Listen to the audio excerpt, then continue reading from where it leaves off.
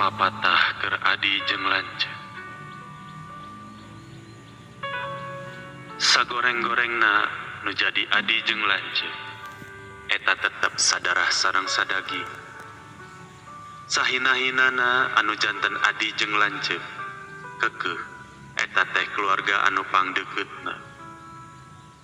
Sajahat-jahatna adi jeung lanceuk tetep dikandung tina kandungan anu sami.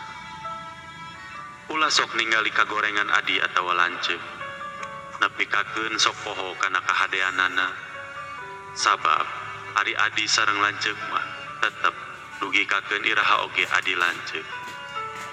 Ukur beda pas dilahirkeunna, sareng beda ku nasib kahirupanana.